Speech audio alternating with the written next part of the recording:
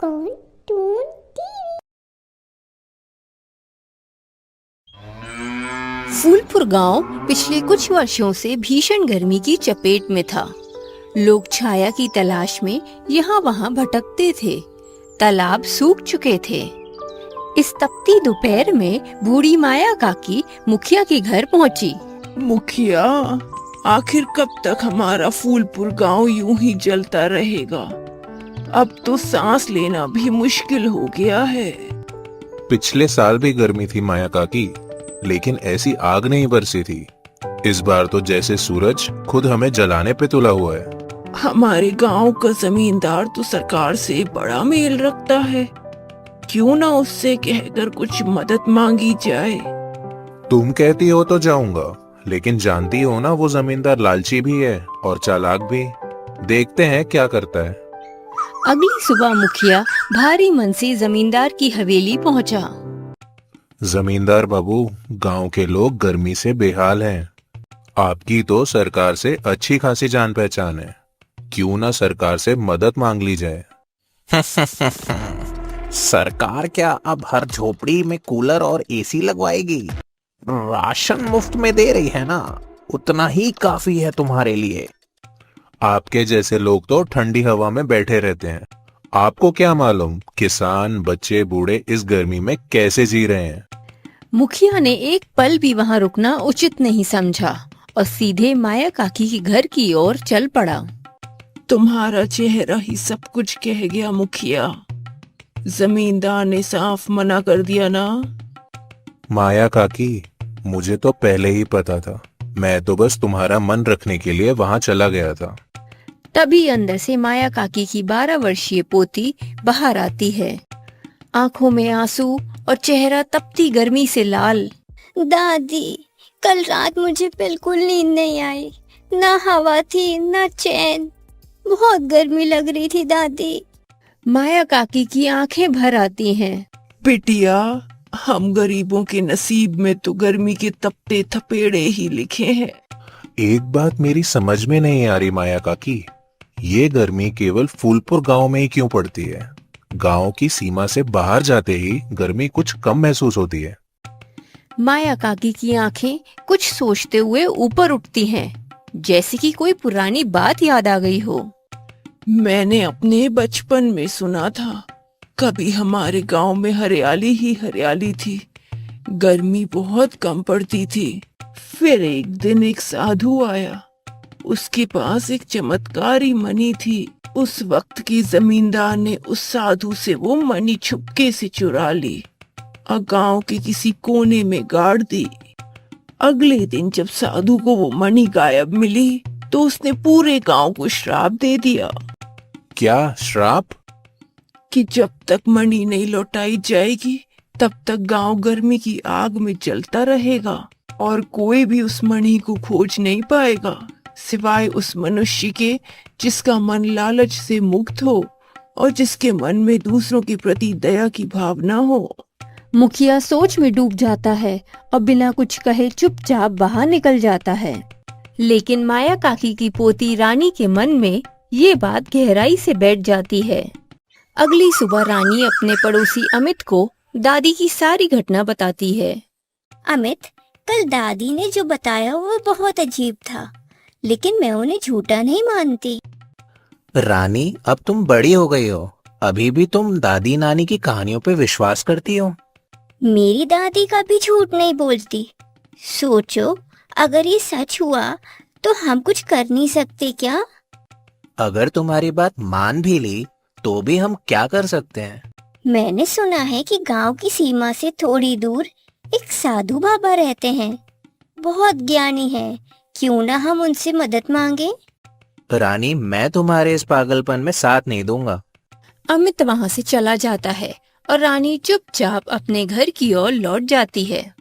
रात को रानी ने सपने में देखा कि गांव की सीमा पर फैली बंजर जमीन और चारों तरफ सूखा था, लेकिन उस जमीन के बीचों बीच एक अकेला पेड़ खड़ा है और पेड़ के नीचे एक रंग बिरंगी चमकती मणि रखी है। अचानक रानी की आँख खुल जाती है। पसीने में भीगी हुई वो तुरंत उठ के बैठ जाती है। दादी दादी, मैंने कुछ अजीब सा सपना देखा। बंजर जमीन, एक पेड़ और चमकती हुई मणि। कल जो तूने मेरी बात सुनी बेटा, शायद वो तेरे दिल में उतर गई, इसलिए ऐसा सपना आया होगा। नहीं दादी, ये बस एक सपना नहीं था। मुझे यकीन है कुछ तो है वहाँ। उसी दोपहर रानी अमित के पास जाती है। अमित, मुझे रात में एक सपना आया। मैंने सपने में देखा कि बंजर जमीन पे एक पेड़ है और उसके नीचे मणि रखी है। तुम सपने में खजाना ढूंढ रहे हो रानी? मजाक मत उड़ाओ अमित, मेरे साथ चलो। अमित रानी की आंखों में गंभीरता से देखकर थोड़ा झिझकता है, लेकिन फिर साथ चल पड़ता है। घंटों ढूंढने के बाद अमित और रानी को वही जगह मिलती है जहाँ चारों ओर सूखी जमीन होती है और एक अकेला पेड़ होता है। ये तो बिल्कुल वैसा ही है जैसा तुमने कहा था। रानी बिना कुछ बोले हाथों से ही मिट्टी हटाने लगती है और तभी रानी को हाथ में कुछ पत्थर जैसा महसूस होता है। मिट्टी हटाने से एक चमचमाती हुई मणि निकलती है। जैसे ही रानी उस मणि को छूती है, तेज धमाके जैसी आवाज गूंजती है और देखते ही देखती जमीन से एक बड़ा बर्फ का घर उगाता है। ये कैसे हुआ? ये तो इग्लू हैं और इतने ठंडे हैं। अमित और रानी इग्लू के अंदर जाते हैं और दंग रह जाते हैं। अंदर एक छोटा सा घर जैसा बना होता है। खाना बनाने की जगह, बर्तन, पानी, बेडरूम सब कुछ होता है। ये तो जादू है, चमत्कार है। हमें तुरंत ही गांव वालों को बताना होगा। हाँ, अब देर नहीं करनी चाहिए हमें। अमित और रानी गांव पहुँचे और सीधा माया काकी और मुखिया को सारी घटना बताई। क्या इतने सारे बर्फ के घर और ठंडी हवा? चलो, हमें खुद देखना होगा। मुखिया, माया काकी और कुछ गांव वाले वहां पहुँचे। विशाल बर्फ के घर देखकर सबकी आंखें फटी की फटी रह गईं। ये तो अद्भुत है। इस बर्फ के घर में एक परिवार आराम से रह सकता है। ये तो जैसे किसी वरदान की तरह है।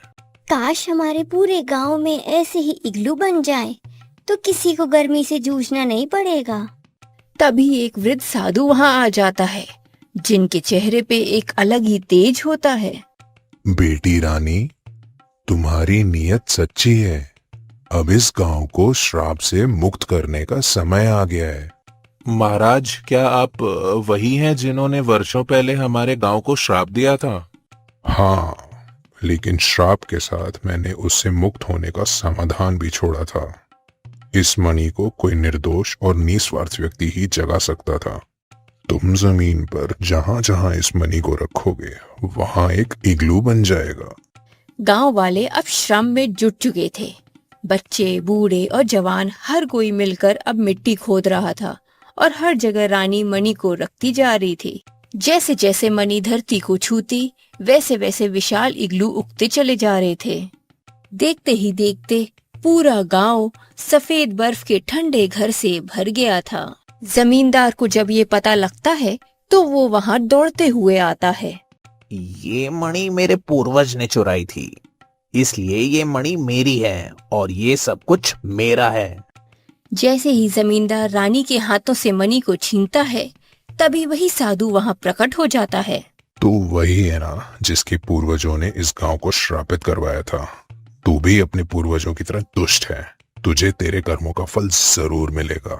अचानक जमींदार चीख उठता है। उसके शरीर से धुआं निकलता है और उसका शरीर पसीने से भीग जाता है। मणि उसके हाथों से गिर जाती है। अब तुझे जीवन भर गर्मी लगेगी, चाहे तू बर्फ में रहे या पानी में डूबा रहे। साधु मणि को उठाकर रानी के हाथ में रखते हैं और मुस्कुराते हैं। बेटी, ये मणि अब तुम्हारे पास सुरक्षित रहेगी।